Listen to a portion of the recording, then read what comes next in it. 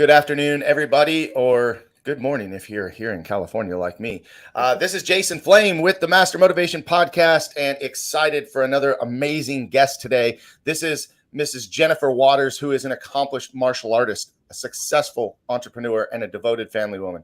At the young age of 18, she spearheaded a family venture alongside her dad, transforming a humble martial arts school earning just $5,000 a month into a staggering $1 million enterprise in just 4 years. Taking her knack for business and martial arts mastery further, Jennifer now runs a 7-figure dojo program, helping martial arts schools across the globe scale their businesses into 6 and 7 figures. In addition to her entrepreneurial pursuits, Jennifer is an esteemed martial artist and competitor. She is a professional kickboxer, a 5th-degree black belt in Kempo Karate, and a purple belt in Brazilian Jiu-Jitsu. Yet, she's much more than a martial artist and a businesswoman. She's also a dedicated wife and mother. Celebrating 15 years of marriage to her rock, Titus, Jennifer has wholeheartedly embraced motherhood, adopting her son, Beckett, from China, who's now 8 years old and the light of her life. Amazing introduction. Great to have you, Jennifer. Great to be here, Jason. Thank you so much for having me. I'm so honored to be on this podcast. You've had so many cool people come on this, and I'm tickled pink that I get to be one of those cool people. Sometimes I have to pinch myself and I go, wow, I've met some pretty cool people in the martial arts industry in my short life. Still young, 49, almost 49 years old. But I have been blessed with so many great mentors and friends and colleagues in this industry, and it's really blossomed.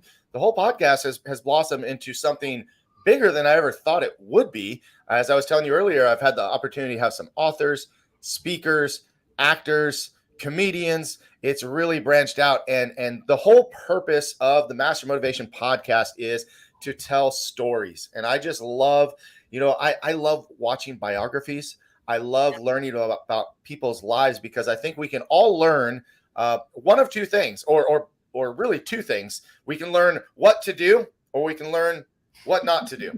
And so I think that we can really learn from just about anybody. And I am excited to learn from you today. So what the best way I love to get started every time is just kind of let you introduce yourself and talk about, your childhood and how and where you grew up. And then we'll just go from there. And by the way, anybody watching live, if you have questions, let us know. We want you to be part of the conversation today too. Yeah. So why don't you get us started, Jen? Yeah, for sure. So I'm a second generation martial artist.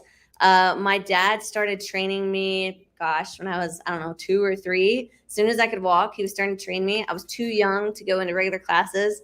So he was just working with me at home, because we didn't have little kids classes back then. Right. And so I'm an only child.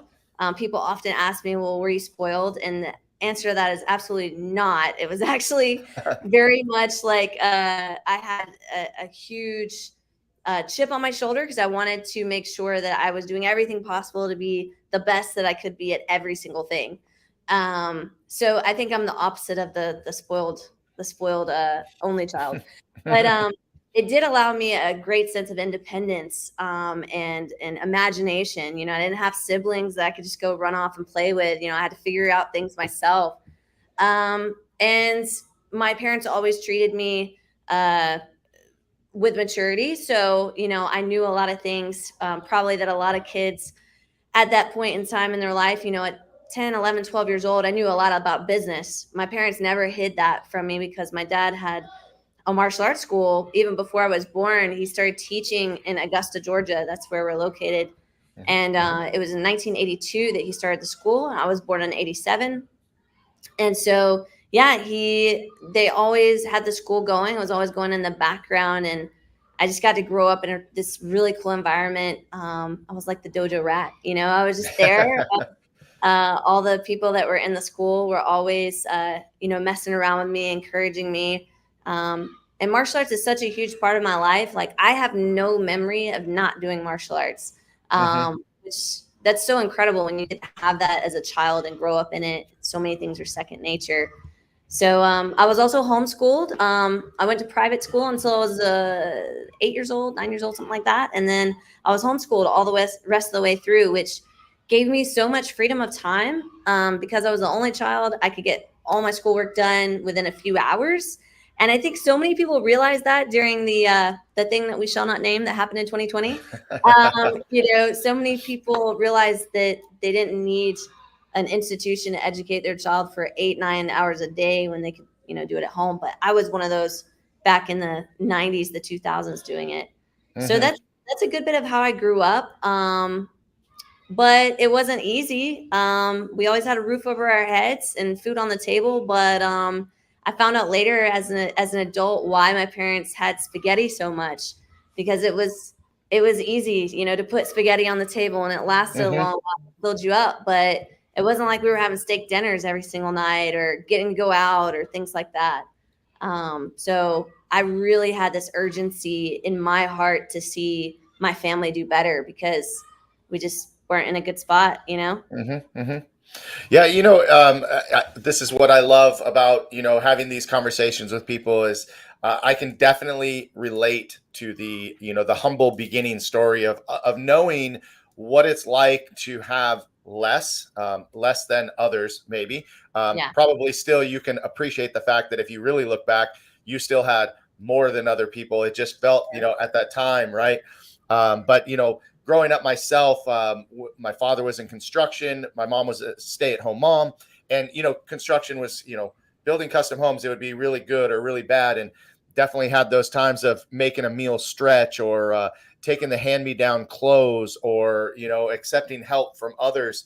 But a lot of successful people that I've met and talked with that become successful come back to this type of story, come back to these kind of memories of knowing what it's like and remembering having little and coming from that place of not wanting to go back or not wanting your kids to have to suffer that same childhood or upbringing, right? So again, you said you had a roof over your head, you had food on the table. It wasn't like, dire straits, but, tell me a little bit more about that as far as like, even though you didn't go to school, I'm sure there were kids in the neighborhood that may have made you feel different. Oh, yeah. Yeah, for sure. So, I mean, so my dad also was in construction and was doing that even until I think he quit full-time construction when I was 20. I was like 2 years after we were taking the school towards, $1 million run rate. But yeah, so he did that all the time. So like he would get up in the morning before I was awake, 5-6 o'clock in the morning, head out, and then wrap up work, 3 or 4 o'clock in the afternoon, and then take a quick, quick shower if that was available, and then get to teaching karate classes until 9 o'clock at night. So that was a good bit of what we did. But yeah, so when I was growing up, the other thing is that I grew up in a double wide trailer in South Carolina, in North Augusta, South Carolina. So right across the state line, because it was too expensive to live in town. So we lived out of town. And, I remember growing up and not telling people where I lived. We had 1.5 acres of land and the trailer was there, and we owned the land, we owned the trailer, but at the same time, it wasn't like a regular house. So in my mind, anytime I would tell somebody where I lived, immediately it was the brunt of jokes. And so I just stopped telling people where I lived and what neighborhood I lived in. And then also when people found out I did martial arts, because it was not cool for girls to do martial arts at that point in time. Like I really feel that today martial arts for girls has just grown so much. And there's so many people who are like, yes, girls should do martial arts. But I mean, back then we're talking like, mid 90s, when people are just like, no, girls should be doing ballet, should be doing dance, gymnastics, martial arts. And so I'd stopped telling people I was doing martial arts until I was about 14, 15 years old. People didn't know. So if I went to church, I never told them what I did. I never told them where I lived. I never told them much about me. It was very quiet. So yeah, that was kind of what happened. Well, and so I'm kind of wondering, well, first of all, as far as female martial art, I was blessed with several female martial arts instructors that even as I was coming up, I started in 1985, earned my black belt in 1991, and been teaching ever since. And I just, man, I had one instructor named Tiffany Wing. She definitely taught me right away that like man or woman doesn't really matter. Like, I mean, she kicked me upside the head so fast and so hard. I was like, Yeah. dang, you know what I mean? And but I always had this deep level of respect for her, but it also kind of stemmed for me. Like, my mom was a very strong force in our family. My dad went out and worked, but my mom was kind of the disciplinarian and had us in check. And so I always had a different type of respect for women coming up, especially when it came to martial arts, because I remember when people would be like, a female martial artist, what can they Yeah. teach me? What can they do? And it just, for me, wasn't really like that. So I feel lucky because I don't really understand it, but Sure. I know that it was there. But I want to go back and talk about, living in the double wide and being homeschooled and doing karate, doing all these things that quote are not normal, Yeah. right? Not the simple norms. Yeah. Right. And how did that make you feel, and how did you deal with that as a child and as a teenager, especially as a teenager, because we all kind of start to struggle to find ourselves during that time. How did you cope with that? Yeah, I mean, I always felt very different. I mean, I think that was one of the things every teenager feels like they're different anyway. But I Mm-hmm. think I felt that before I was even a teenager. A lot of the people, that I would meet through the karate school classes. I mean, I definitely didn't miss out on any socialization. I was inside the karate school every single day with different people from all walks of life.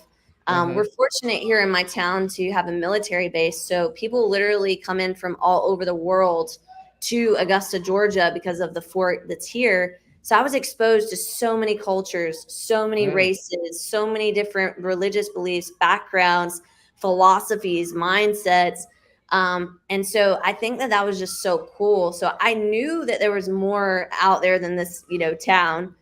And at the same time, I preferred having conversations with adults than I did with teenagers. I felt like a lot of times they were, so concerned about what clothes to wear and what movie to watch and what boys to talk about and like all these things. And I'm just like, well, I'm not going to get married till I'm an adult. So I really don't really care about getting into this stuff. This is going to slow down progress. Like it was just, I wasn't boy crazy. I wasn't into watching lots of shows. I wanted to figure out how things worked. I tinkered with different things. I built my own computer when I was like 14 years old. I started my own website company when I was like 15. So, I mean, by the time I was a teenager, I was acting more like an adult that had graduated college, Mm-hmm. and things that I was into. And so the conversations I was having with others that were my age were boring. And so I just gravitated to older people um, because I felt like there was more to learn from them. So I Mm-hmm. did feel isolated with my own age group, but then I was kind of the novelty for the adults that I was talking to. So I felt accepted with them. And of course, being a teenager, we didn't have teen classes back then. So I was automatically up in the adult class when I was maybe 11 or 12 years old. So Mm-hmm. I was getting interaction with some of these soldiers that were coming in from out of town that were in our adult classes, or parents of, the children that we were teaching that were in our adult classes. And I also was teaching martial arts when I was 12, 13, 14 years old. Mm-hmm. So all of those things were really big things for me as well. Yeah. Well, when you're so involved in the martial arts school, like you said, you're interacting with so many different people, and you are, especially if you've been in it a while. I'm sure that you earned your black belt fairly young, and Yeah. and so and being put into that leadership role, you tend to be looked at way different in the martial arts school. Even 12, 13, 14, you're being looked at as an adult or as a leader, and so you're having these conversations with parents. But like, being in the karate school is like, you had all these things outside of school that you felt isolated from, but then when you're inside the karate school, you're such a big part of it, especially being your family school, right? And having all these different relationships and being exposed to all these different things. You started really young. It's funny because my children also, being a martial arts school owner, that's what we do, right? We take our kids and we put them in karate in diapers because we love it so much. And it's kind of scary because sometimes they will shy away from it. It's like they'll get burnt out and they won't really be into it. And then on the other hand, they start so early that that's all they know. Like my son started at 2.5. He's 18 now, just earned his 4th-degree black belt, teaching at the school. I feel really lucky that he went that route because it could have gone, completely the opposite. You said that you have no memories before martial arts or anything, but what are some of your favorite memories of being, daddy's girl and being the instructor's kid? And was there any extra pressure? I know you put a lot of pressure on yourself, but was there any extra pressure put on you by your dad? Well, definitely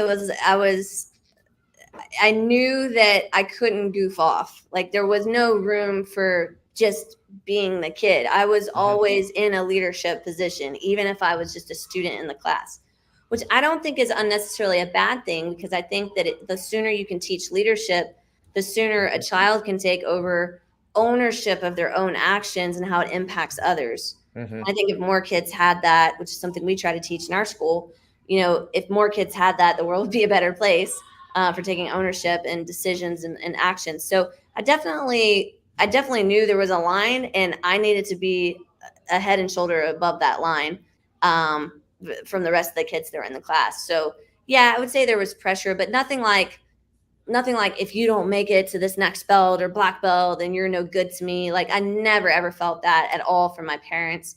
They're always super supportive of me and everything I did. They just wanted to see me give my best in everything I did. And if I just half-heartedly did it, it wasn't giving my best. So that's more of that type of, I guess, pressure. And as far as the memories I have, a lot of the memories that I have that are the most impactful memories from being a kid centered around competition, because I was competing at an early age too. And a lot of people don't know this because I've had, different, when I entered kickboxing for the first time, I was in my 20s, early 20s, I believe. And I went into the open division, and I was warned by the promoter, like, you don't want to do this. You've never had any kickboxing matches. You've never been in competition. And my dad was like, look, you put her in the novice division, this is going to be a walk in the park for her. You need to put her in the open division, and it's not going to be just, fair if you don't. So they're like, well, you understand it's at your own risk. The reason why he said all that was because I had been competing since I was a junior black belt at like 8, 9, 10 in karate tournaments all over the Southeast. So I had been sparring. I'd been doing grappling tournaments when we started getting into jiu-jitsu in my, 10, 11, 12-year-old time frame, and had been an avid competitor. So most of my memories that stand out for me, especially with me and my dad, is where I was competing and he was coaching me in a match. Whether I was winning that match or losing that match, just the feeling of having my dad there in my corner, coaching me towards success or coaching me towards confronting whatever that obstacle was in front of me. Those are some of my favorite ones. And even the ones where I got my butt handed to me. I remember I was about maybe 10 years old. So I had already had my black belt, and I went to this karate tournament, and I just had I had a little bit too much of like, I'm all the stuff, right? And so I entered the tournament, and it was an advanced division, and I competed against a brown belt. And so because they didn't have a black belts only division, and I was like, they don't have a black belts only division. It was a small tournament, and this kid was shorter than me. He was smaller than me, which is saying something because I'm not that big. But he was all those things, and I'm like, I got this. It's not a big deal. And he smoked me. He destroyed me so bad. It was a points tournament. I think he was in the teens or 20s with his points, and I hadn't even broken past like 8 or 10 points. He was so freaking fast. And I just went, and as soon as the match got over, I went to the bathroom and started crying like crazy.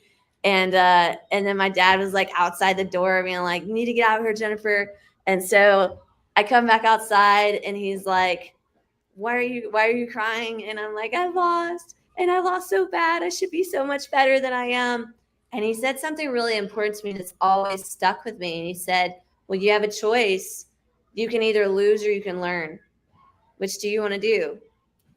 And so that one little thing right there, like, okay, I'm going to use this as a learning experience. And it stuck with me all through the rest of my competition, no matter who's in front of me on the other side of the ring. If they've had a little bit of experience or they've had a lot of experience, I never underestimate my opponents that are across from me. I always am taking into account that they're coming in there with just as much hunger as I am to walk out with the W, you know? Mm-hmm. And so that was a huge moment for me as a kid. Yeah, that's awesome. Well, that's a really good memory that obviously impacted you, throughout the course of your life. Now I have to ask you, have you had moments since then that were as impactful? And what I mean by that is, have you had a moment where you were so devastated, so embarrassed, felt so little that you wanted to go in that bathroom and cry again, that you can remember? I'm sure that you have, but is Yeah. there anything as a older teen, a young adult, where you remember that you were faced with that same situation? Yeah, two instances. One, I entered a grappling tournament that was a submission only grappling tournament, so it wasn't points, not like Naga or some of the other IBJJF tournaments that are out there now. And I was competing in the teens division, but they didn't have any teens girls, so they put me in with teens boys. And again, it was one of those situations like, well, you can either compete against these boys or you can just not compete. And so I was like, I'm competing, I'm here, let's go. They're within my weight range. And this submission grappling tournament, I was against another boy, and we were roughly the same size. So it's not like he had a ton on me, but there's obviously differences as teens and teen boys and girls, as they're growing. Like, it becomes very apparent as they're becoming teenagers. You might be the same size, but the strength level is extremely different. And I held my own against him. There was no way to stop the match except for submissions. It kept going into overtime. We had a match that lasted 25 minutes. 25 minutes of grappling. And once you got into overtime, you had to get them in a superior position, like side mount or mount, something that's a control position. And a little bit like WWE style, then the referee would be like, 1, 2, 3, ding, ding, ding, right? So I'm like, I love it. That's right up my alley. It was crazy how this tournament was. But yeah, so I finally, like, he was exhausted, I was exhausted. I had asthma kicking in too. And so, I mean, they should have stopped it. They really should have. I didn't tell my dad how bad it was later, but like, I wasn't breathing very well. And I remember like blacking out while I'm in the middle of the match and like continuing. He didn't know that until later. And I ended up finally getting this kid in a side mount. And after that, I was so exhausted. I was supposed to compete for first and second place against the other teenager who was much bigger than me. And I just, my dad was like, no, she's not competing anymore. So even though I wanted to keep going to first and second place, like, I would have just gotten destroyed, and he was protecting me on that side. But I mean, I remember our team was there, and that was the first time I ever felt a team cheering for me, because it was our students. Right. And we were like, go, Miss Jennifer. I'm 15. So they're like, you can do it. And I just remember them just screaming and yelling. And that was like part of the motivation to keep going. And I think that that's a really huge thing too. You have to have those mentors, but you also, and the crowd can be fickle, right? They can be helping you achieve your dreams, or they can be putting you down, but you can use it for motivation either way. But in that moment, I used it as the motivation to finish the match. And I pushed myself to a limit I never knew that I could push myself past, which was an incredible moment for me as well. Yeah, that's a great story. Well, since you brought up the pro wrestling, when if you're a baby face or you're a heel, you're the good guy, they're bad guy. Yeah. The crowd's either booing or cheering, and as long as they're passionate one way or the other, if you're a professional wrestler, that's your job. So, but you're right. When you're trying to win, you're trying to achieve, you're trying to push forward, and you've got the people that are cheering you on, like, that helps motivate you, that helps push you forward. But then, like, there's also those haters, right? And the haters that are like, they want you to lose. They want to see you get beat. And I don't know about you, but for me, sometimes the haters motivate me more than the people on my team, right? Because, like, I'm gonna prove you wrong. Like, so well, that's an awesome story to tell. Now, I didn't ask, did your mom do martial arts too? She did. She earned her black belt. And then right around that same time frame, she was diagnosed with fibromyalgia, which is like arthritis, but in your muscles.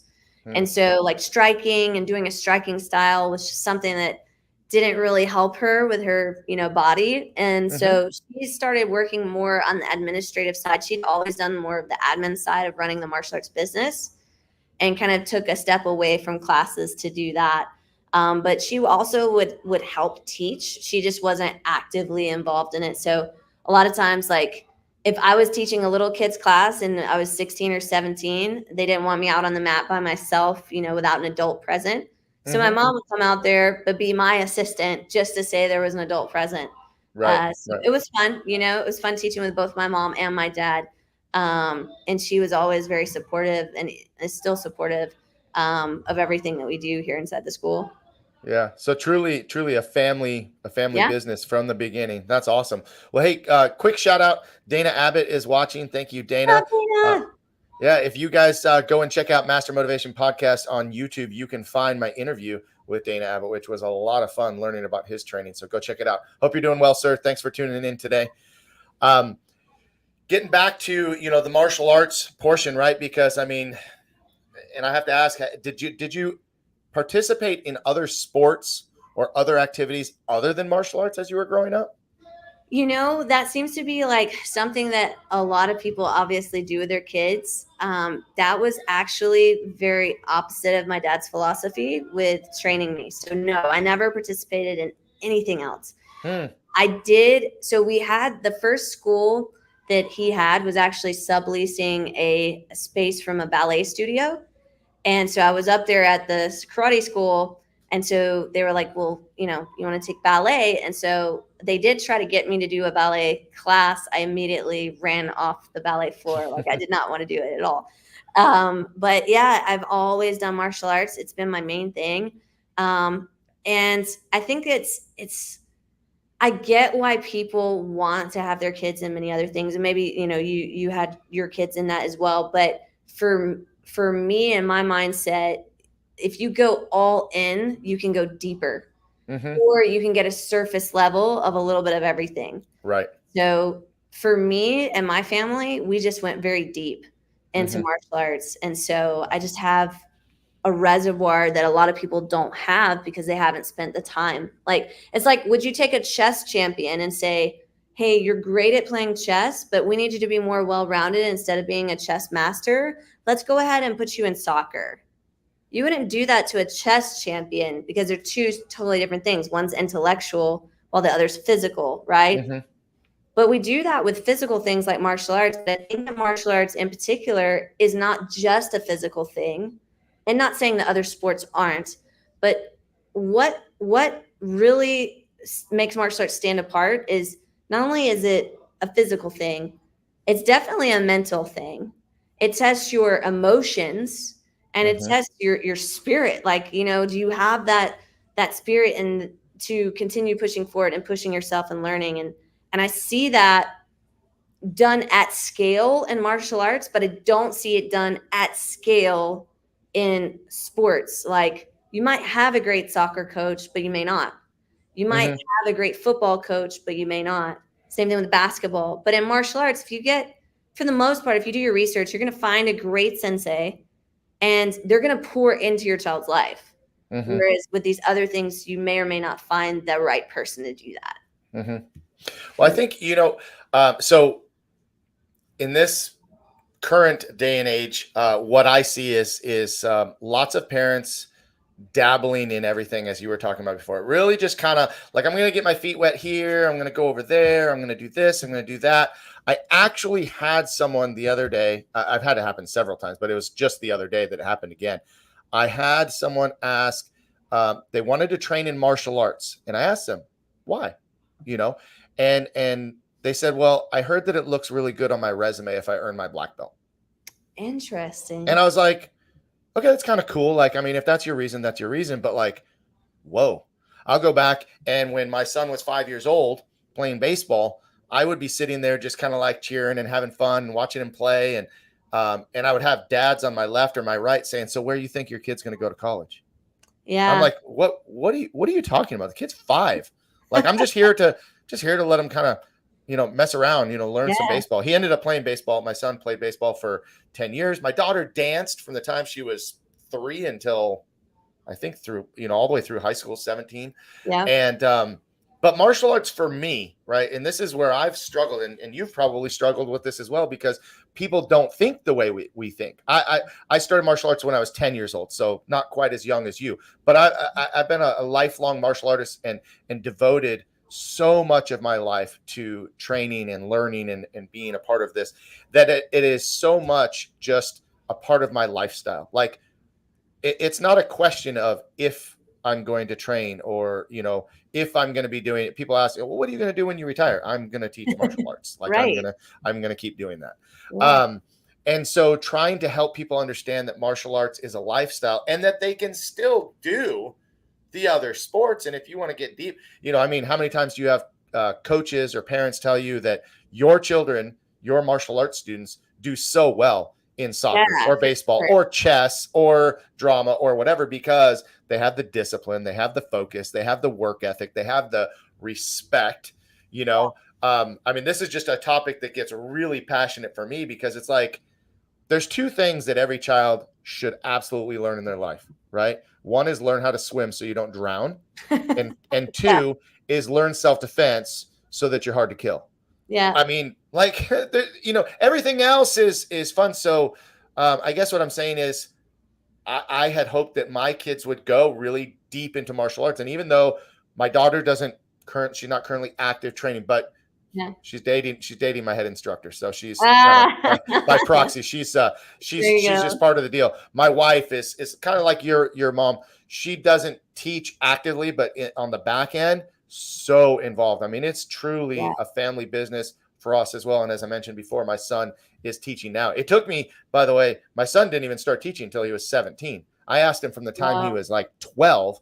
Now, he went through leadership training. He was Yeah. on the demo team. He liked to compete, but he was like, Dad, it's not my thing. It's not my thing. It's not my thing. And then all of a sudden, hey, I want It's to my try thing. this. It's my thing. Well, what started it for him actually is he was wrestling on the high school wrestling team, and he got injured. And so while he was injured, he took a liking to all he was, I think he was a sophomore. But he took a liking to all the freshman kids, all the new kids. And he like kind of showed them the way, like showed them techniques. He was there cheering on the side. Like, they really thought of him as like an assistant coach for that group of Yeah. kids. And that's where it started, is he was like, hey, that's kind of cool. Yeah. Like when you see someone learn something and you had a hand in that, and you help make someone feel better. But anyway, we can continue down this rabbit hole. But I want to get back more about you. Let's talk about you training Kempo Karate, Brazilian Jiu-Jitsu. You've done full contact kickboxing, MMA. You've done it all. So tell me kind of a brief history of each one. I think Kempo was your original system and style that you started. Yeah. So my dad, that's his system. So Kempo Karate. And so that's what I grew up in. And Kempo is for those that aren't, accustomed to hearing about that style, is very much a blend.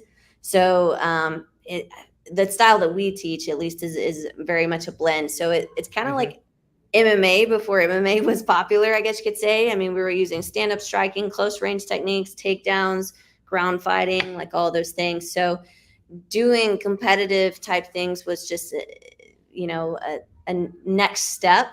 I really wanted to get involved in kickboxing. When I saw my dad's best friend is Ray Thompson, who's the father of Stephen Thompson, who's in the UFC. He was actually just on The Ultimate Fighter last night. They had him guest star in it. And he's been a welterweight contender inside the UFC. But so I grew up with Stephen and his family. Lindsay, his older sister, Evan's younger brother, Tony, his younger brother, and all of them. So we would go travel back and forth. Their school's in South Carolina, so it's not too far from us. And I saw Lindsay, and she was a full contact kickboxer. And it was the first time I saw, a 16, 18-year-old. I don't know, I was 10, maybe something like that. But she was knocking full-grown women out and just dominating the ring in full contact kickboxing. And I went, I want to be like her. I was around her a lot. She was always sweet, very kind. She was an instructor in the school too, because they have a very large school, Upstate Karate in Simpsonville, South Carolina. And so I wanted to be like her.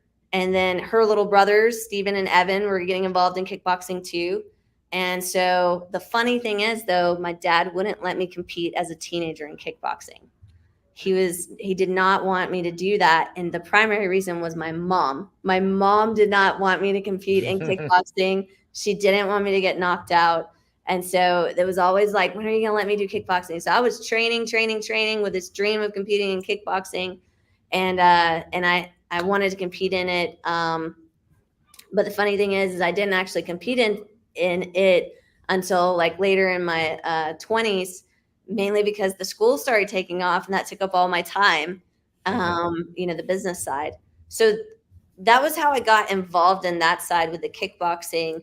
Was I saw it and I really wanted to pursue it. The Kempo Karate has always been there, so always learning that. And then Brazilian Jiu-Jitsu became a big part of, my life when my dad earned his blue belt under Rickson Gracie. So when Rickson first started coming over to the States, my dad was going to seminars in Atlanta, Georgia. He was there. And so he tested a group of people at that time. And it was 1996.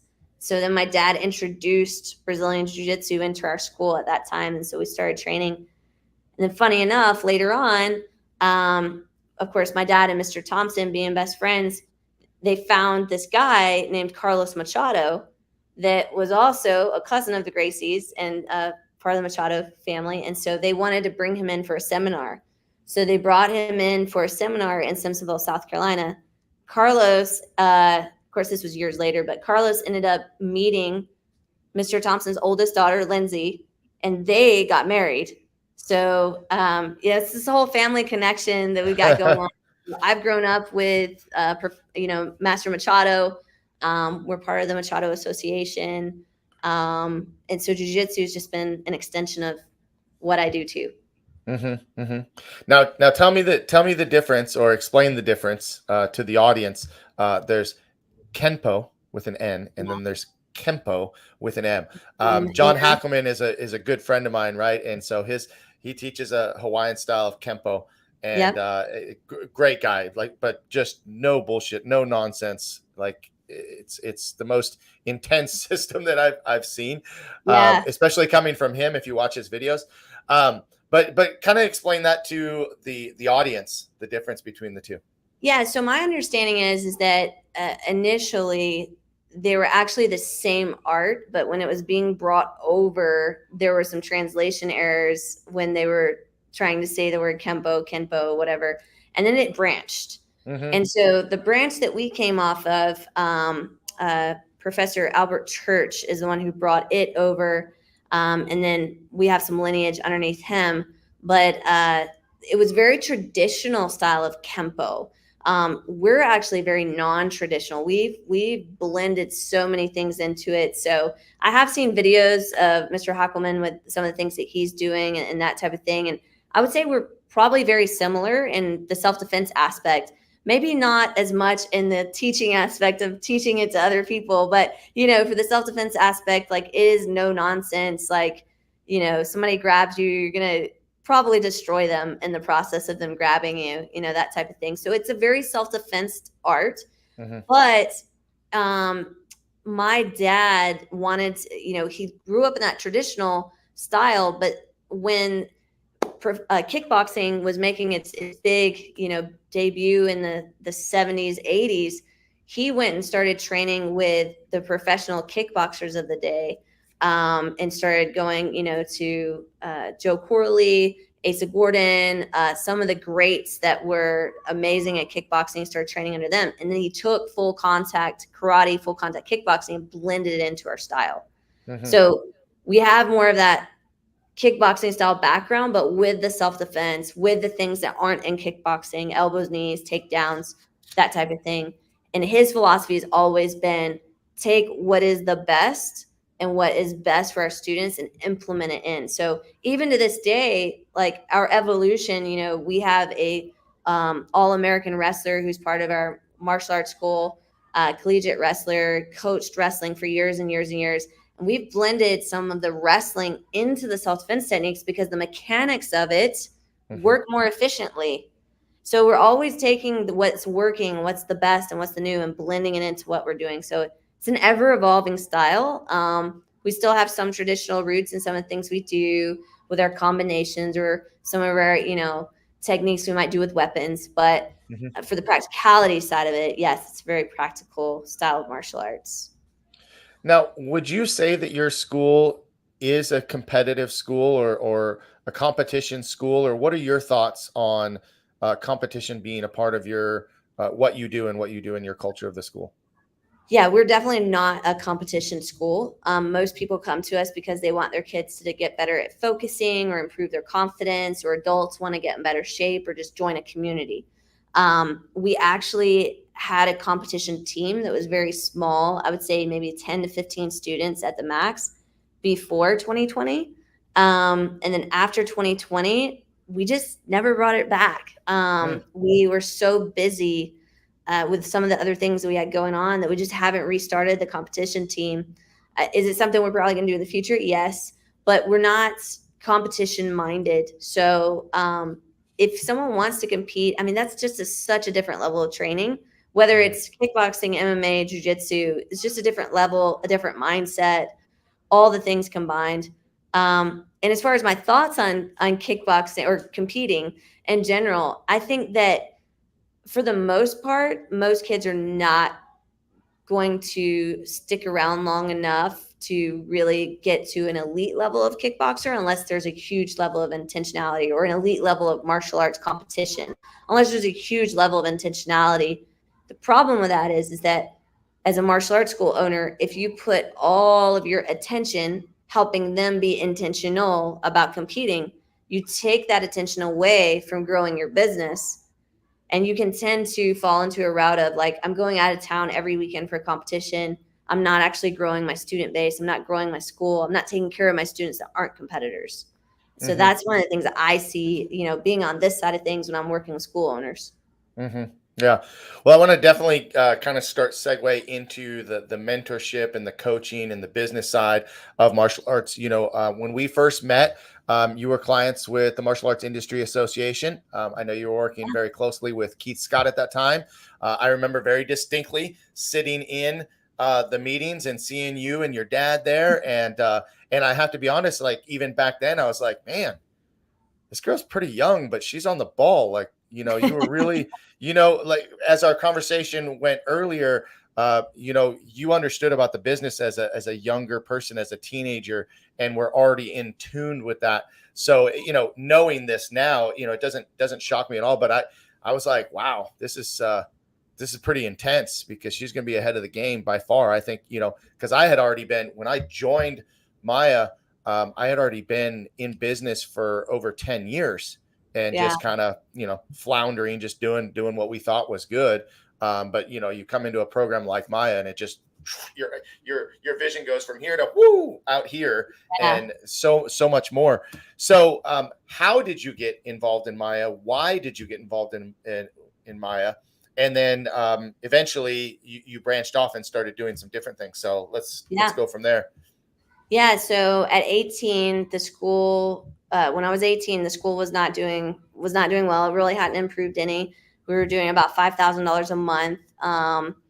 It was to the point where, I had some really huge life decisions and choices to make. I loved martial arts, but how was I going to provide for myself? What was I going to do? Like, how was this going to work out? That type of thing. And so what ended up happening is, my grandparents were very adamant that I should go to college, and we didn't have the money. And so my grandparents were like, okay, we're going to send you off to college. You just need to pick what you're going to do, and we're going to take care of it because we want you to succeed. We want you to, I guess be better off than what my parents' situation was. And so I did not want to go to college. I just didn't want to do it. I wanted to do martial arts. So we had a very serious conversation, and the conversation was, okay, we're great at what we do with our style. We have a great lineage. we're great at competing. We're like winning, whatever. Like our style is awesome.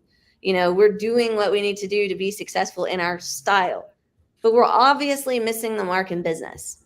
So my dad said, well, look, if you're going to get help, then you need to research. You're going to have to find out, because I have to work this full-time job to put food on the table. Like, I don't have time. It's going to have to be on your shoulders. So I declined my grandparents' offer to go to college and have a full ride to college. And I started just calling coaching and consulting companies. And Maya was not first on my list. I actually dabbled a little bit in some other, like one or two other places I was calling. They had low subscriptions, I guess, that you would pay back then. And I was getting information, but it wasn't just great information. And so finally, during Christmas break, when I was 18, I called Maya, because I was like, I'm just going to call. I'm going to see what it is. I'm going to see how much money that we got to make to afford it.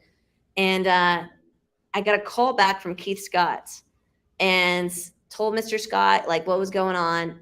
And I think that he saw a bit of himself in me, because he was very young when he started this journey.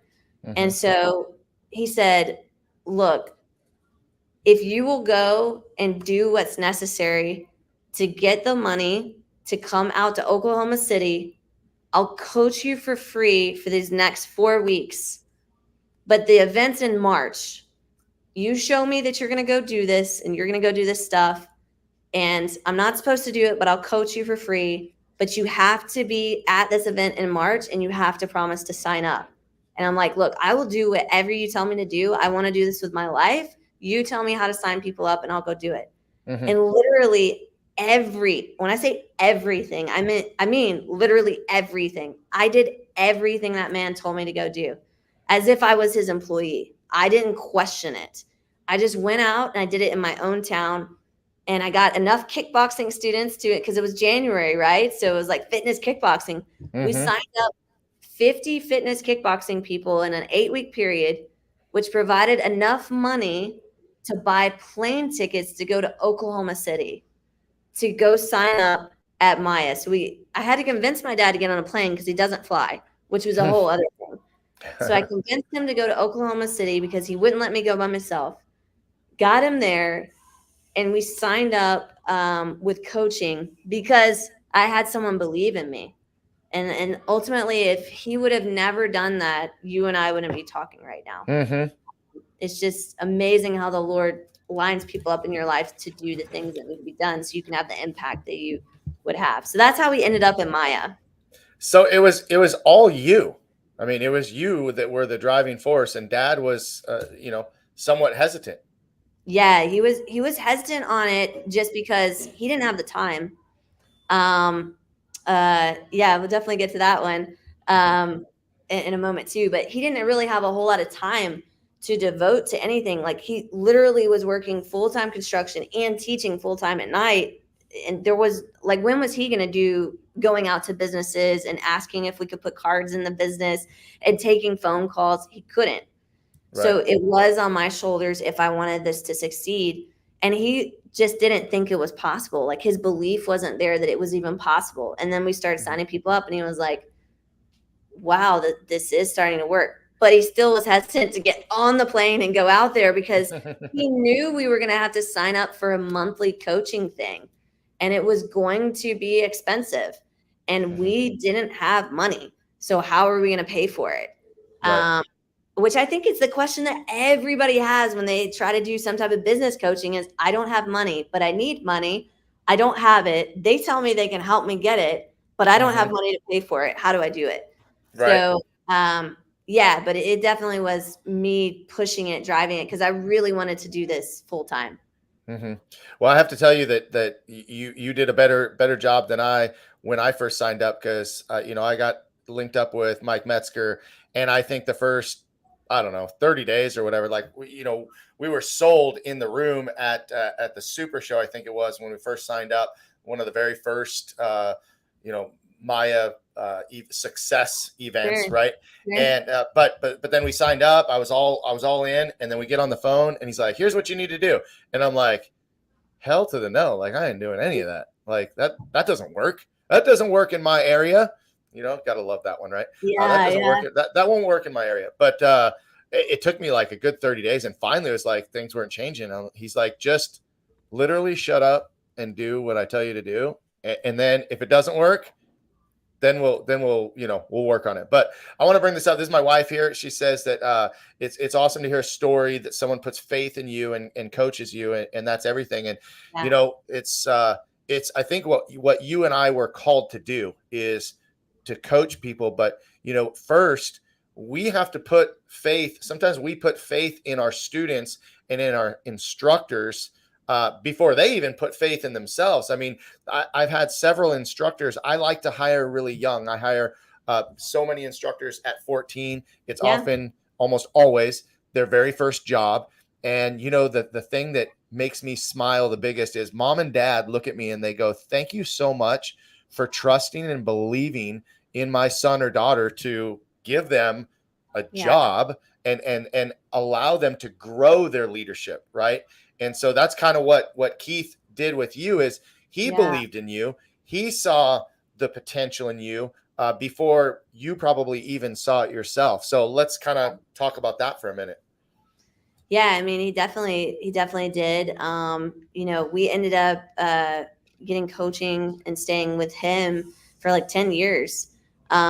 Big, huge part of our lives, and helping us reach levels of success we never thought possible. Probably levels of success he never knew was possible either when he first started working with us. So I think when you have somebody like that, and and I definitely have done both sides. Like I've definitely, whether it's been a martial arts student or whether it's been a coaching client, like I've definitely worked with people and tried to work with them for free.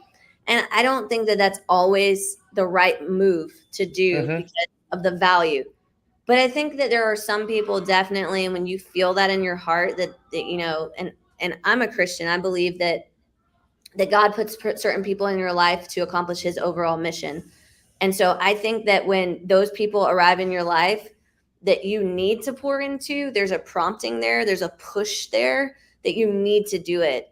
And I definitely believe and know that when you can do that with somebody else, it's not just helping them, like it's helping you too, and it's Mm-hmm. helping you grow.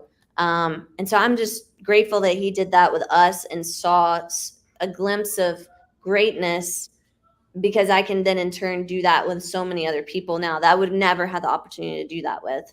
Right. When did you decide? When did you feel that pull to start coaching? Because, I can remember being a martial artist, loving martial arts, love training, love going to class.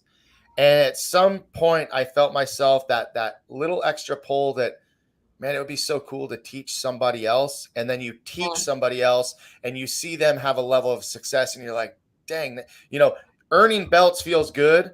Helping other people earn belts feels almost even better. better, right? Yeah, And yeah, then to have someone teach us how to run our martial arts school, how to be better at business, how to take us to that next level, and then being given that opportunity to help someone else take their school to another level. Because teaching one student at a time, I think you can really only do so much, and if you do that, that's still an amazing ripple effect. But now teach a martial arts school owner how to effectively run his school or her school, and embrace a strong culture that raises up other leaders.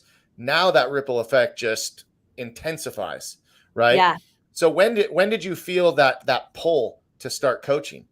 Yeah, so we had a few people that were like within our association, our American Kempo Association, and then had a few other people that I knew that just would ask questions. And I would do a little bit of like coaching on the side or consulting on the side, right? Like nothing formal. And that was probably 2017, 2018, something like that. I kind Mm-hmm. of started thinking, okay, well, if this goes okay, I might want to do this in, 2019. But I didn't really do much with it. And I ended up really at that point in time going, well, let me just focus on growing out the school.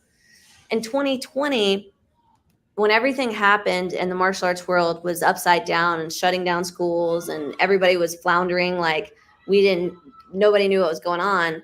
We were very public in the Facebook groups, just trying to be a light and a hope for people that were like, I don't know what I'm going to do with my livelihood. Like, what am I going to do? I don't know anything different than martial arts. And so we just started sharing like what we were doing, because we literally went virtual in 24 hours. So we decided on a Sunday, like I think it was the 15th or 16th, when everything started shutting down like crazy of March. We decided that Sunday, and Monday we had online options. By Wednesday, we were forced by the state to close our doors. So had we not gone completely virtual in 24 hours, I don't know, like it would have just been awful, but we figured it out. We were signing people up online. Like we were still running a full-fledged $1 million school, but virtually. And so everything that we were learning, we started just putting out there. And then people were just asking so many questions that I couldn't give them enough information in a Facebook post. And I couldn't give them enough information in just one video. So then I had some people reaching out who wanted to go deeper. And I was like, okay, well, we could do coaching. But the real kicker is this. We had already signed up people for summer camp that year of 2020. And we didn't do a regular summer camp. We did a hybrid summer camp. And it was a very expensive small group camp. So we had, we'd already collected in advance about $50,000. Actually, I think it was closer to 60K. It was like right at 60K. We had to refund $60,000 in April. Okay. So you can just imagine that we had to refund all of that money back out the door. And I'm going, how do we make that money back? Like, we can't sign up that many people that fast. We definitely can't do that. So it was like opportunity and necessity met each other. And so I went, all I have to do is go get like 10 to 15 people that need this, that are willing to hop in and pay me a few $1,000s to get them through this season in order to make up that money. And so that's what I did. And I started reaching out to those people who had lots of questions. That was the first time that we went international. I started working with people in the UK, and I started working with people in Australia, as well as the US, a lot of the northern states that were locked down very severely. And I started coaching them. And then after that, when things started opening back up, they still wanted coaching. And so I was like, I can either choose to like stop coaching and just focus on the martial arts school again, or I can make this into a full-fledged program where we're not just figuring out how to survive something. Now we're figuring out how to thrive.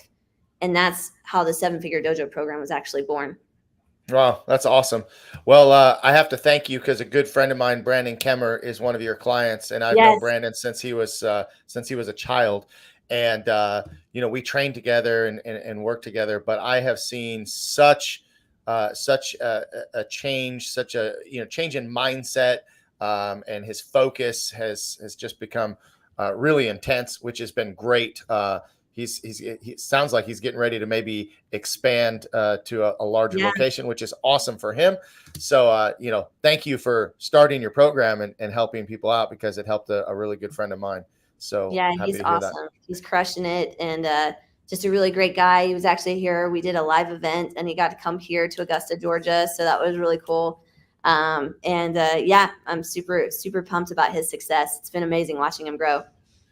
Now, what have been your challenges? Because we know that there are challenges when it comes to training in martial arts. There are challenges as a school owner to run your school. What have been your challenges as a consultant or a coach helping your clients?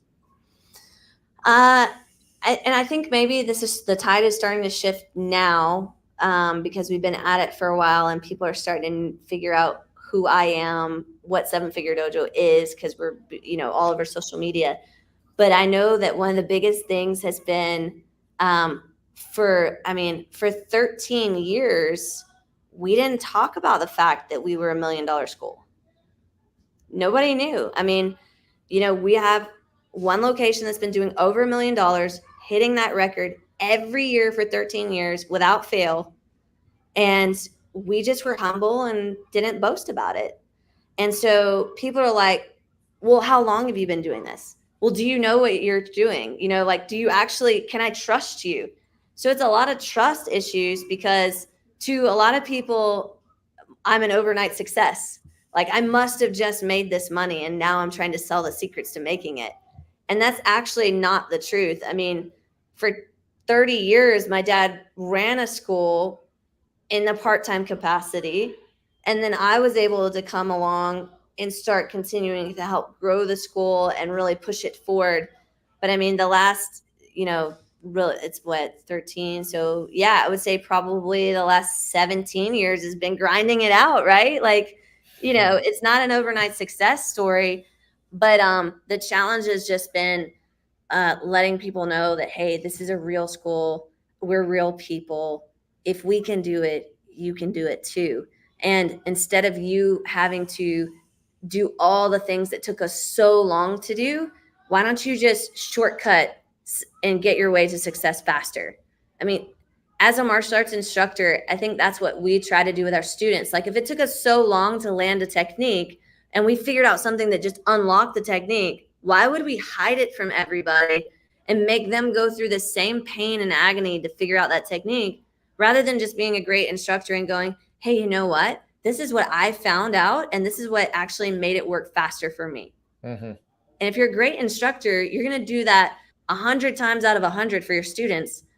And I think that and I'll probably ruffle feathers with this, I really feel that that's what's wrong with the martial arts industry coaching. With coaches, I feel like there's so many secrets that people want to keep until you get to the upper level. Then you're ready for these secrets, instead of just laying out a plan like how you would for your martial arts students. And that's what we try to do inside of our program. Yeah, no, good for you. I mean, listen, there's in any industry, in any other arena, you have people that literally want to remain at the top and hold everybody kind of down a little bit, right? And it's almost, especially in the martial arts industry, there's so much ego involved. And why not share? I mean, why can't we all be successful? Why can't we all help each other out? I mean, we do it in our schools, right? Why we want all of our students to succeed. We want all of our students to become their best. We want our students to become better than we were.